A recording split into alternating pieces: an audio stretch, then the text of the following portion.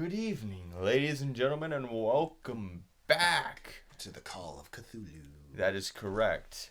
I'm Jacob, and that's Noah. Hi. And we are Cthulhu is messing with your mind right now. Maybe we're not even real. Yeah, maybe you're not real. Maybe. Did you think of that? Oh. Anyway, feel free.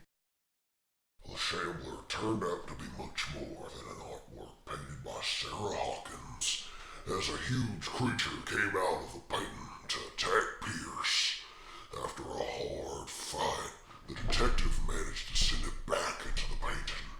He later discovered that the dagger he used to repel that creature had been sold to Sanders by a man named Algernon Drake, owner of the Nameless Bookstore. Pierce decides to pay the library a visit.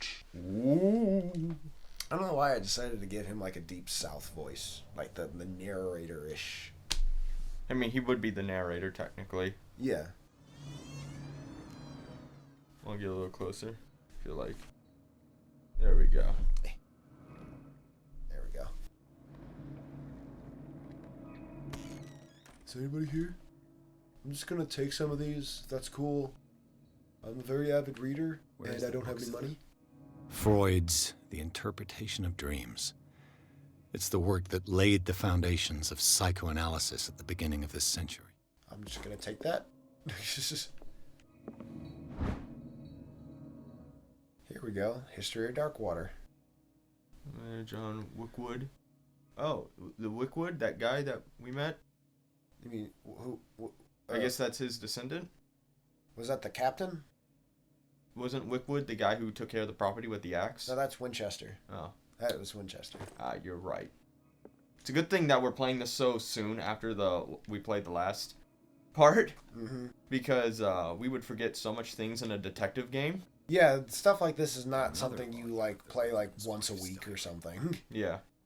It is something you have to continuously play so you remember every fine detail that a character says and everything that you see in the world.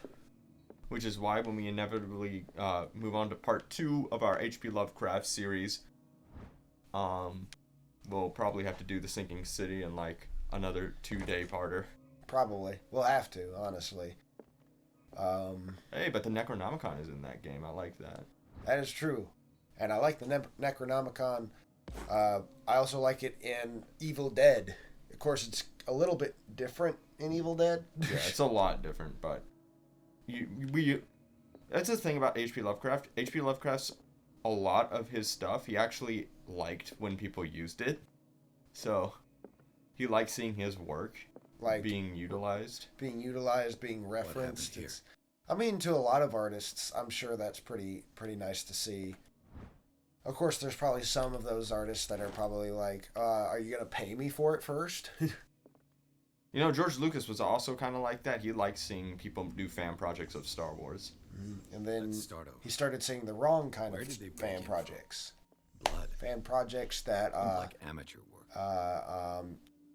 That you need to usually watch in incognito mode on your computer. Why would George Lucas be watching that? Someone tall left this. Hey, man. A man, probably. Can't say. Sometimes people are really into their art, you know? Oh, go back. There's something right there. Aha. There we go. This burglar seems Someone barfed all over the counter. That's probably what happened when you eat glass. I can't see.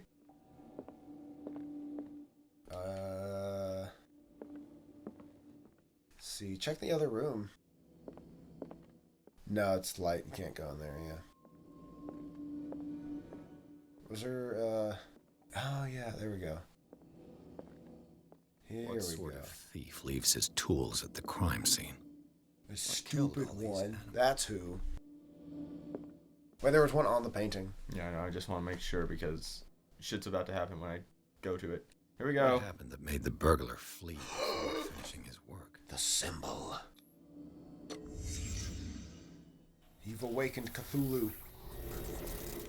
Why is my vision all glitchy? Oh, by the way, we made a correction. Leviathan is actually the son of Cthulhu, and Dagon is Cthulhu's servant, and they're trying to get cultists to wake Cthulhu up. Yes. I just want to make that clear because we were having that conversation earlier. Where did I see? Because, sadly, people can be very easily influenced. I was gonna say people will be very defensive that we got it wrong. Oh, I'm talking about like when it comes to like the elder gods like influencing people. Oh yeah. But no, I mean that too. I'm sure some people were like, that's not actually what it's supposed to be. Dagon's actually a servant. And I'm sure there would be like one person in the chat. It's like, how dare you get it wrong? When Cthulhu finally rises, he'll show you what's for. Just starts chanting random sounds from his like throat, singing almost.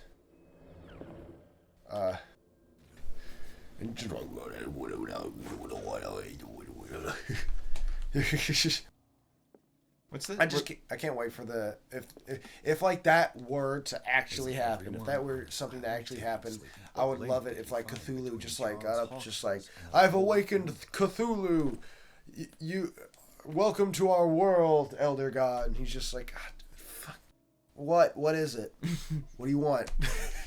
It's like, I want you to destroy all my enemies. Really? You woke me up for that? God. Man, just buy a gun. I don't care. But you're all powerful and all knowing. It's like, yeah, and I want to go to sleep because I have absolutely no rest because of fuckers like you. Here's the key to Ryla. Relay. However you pronounce it. That's where Cthulhu. That is where Cthulhu sleeps. Go back. Down. Look there. Yeah. Books. Things that should not be. Never heard of it. Ooh. How many volumes are there? Poor Linda. My ex-wife. This is the prophecies. Archidamos. Pershigay. How many volumes are there in this? Key of Solomon. These are a lot of stories. Arkham editions. ISIS Unveiled. That's not a thing yet. Never heard of him. Azathoth and other horrors.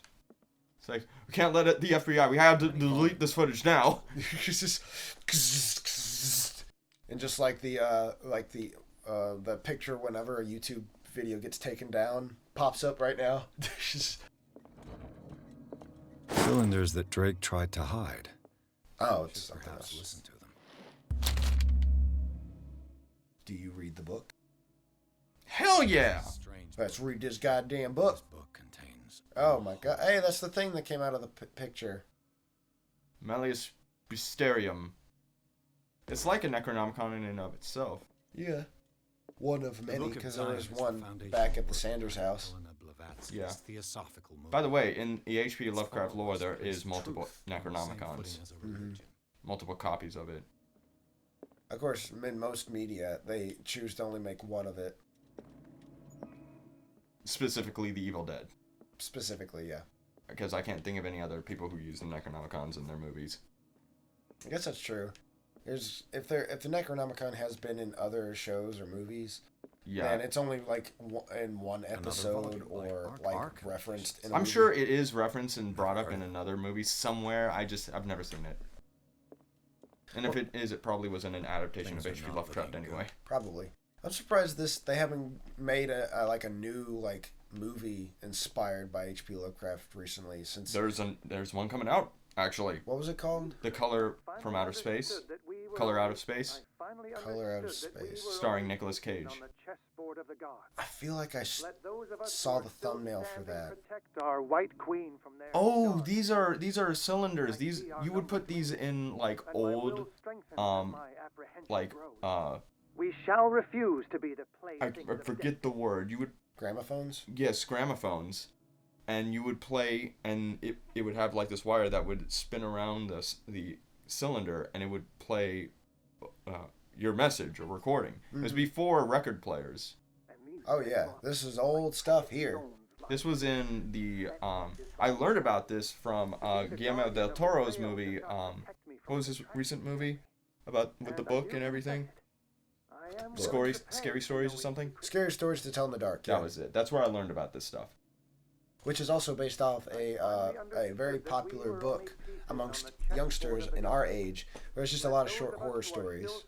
They chose like 3 out of the huge book. Well, it's not a huge book. They chose 3 out of a lot of the short stories. I wish I had seen that movie. I haven't seen it yet. We shall refuse to be the playthings of destiny. Dear friend, I thank you again for the anthology of the works of Arkham editions that you sent me. Arkham? Is Batman here? I was about to say that.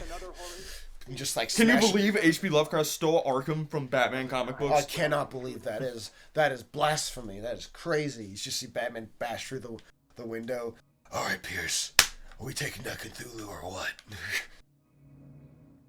Who the hell are you? I'm Batman. Are you one of the... It's just like Pierce throws his lantern at it. It's like, dimensional demon or whatever. They would think that, honestly. Yeah, because he's a giant dude in a bat outfit. So have you, like, done mostly everything here? Or... Oh, you have to open that. Oh, right. I forgot I was supposed to open the safe. Well, but what was looks like my work here is done. But, like, what was the code? He was probably talking about it. Shit. Oh, wait. Let's go to clues. Clues. Yes. Okay. There's one with a question mark next to it. I don't see any numbers. I'm sure it would have popped up in the box of text over there. There we go. No, that's from the house. Chapter 7. That's all we have from Chapter 7 right now. So you're going to have to look back around the house for numbers. Maybe it's in the office. It's probably in his actual study. It has to be like in his... There we go. Drake left instructions on how to find the combination of his safe. Okay. Convenient. Oh my gosh, that's a lot of reading. First, you need to go to the deserts of the Sahara. That's where you'll find your first real clue. Whoever reads these lines and demonstrates acuity as sharp as mine can hope to gain access to my most precious possession. It lies within the safe. Wasn't this guy at the bar? The combination. Yes, he was. Let's go beat him up. Are to be found in 3 cylinders. Oh, in 3 cylinders that we found.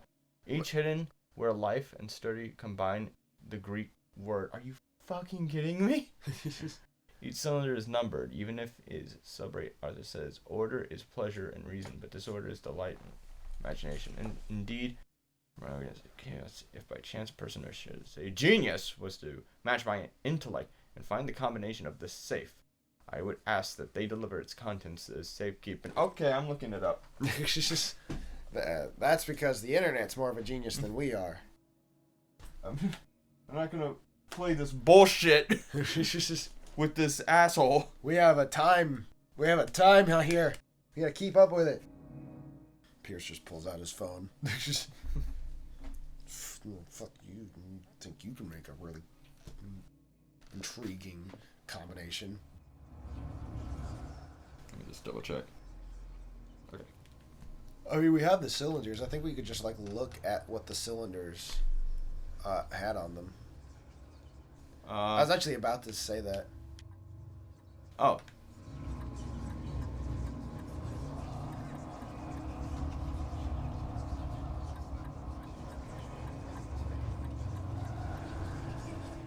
There we go. Thank goodness Cthulhu doesn't know about the internet. Is this supposed to be the Necronomicon? I guess so.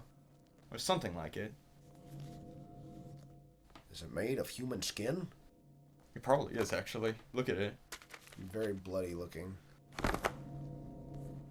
It's just like grabbing it by the very corner that's not dirty. Just like gross. You know what? Gross. I think my favorite version of the Necronomicon is definitely Evil Dead.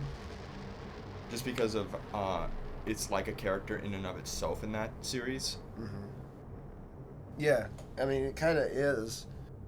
The thing that's just so annoying about that series, though, is just like someone always reads the one line you're not supposed to read from that book. Or plays a tape of someone reading it. Always happens. Every time. Oh, we're back in the Institute. Oh, that's me. Well, that means that's where we're going to have to end this episode here, ladies and gentlemen. If you like the video, make sure to like down below and subscribe on some videos.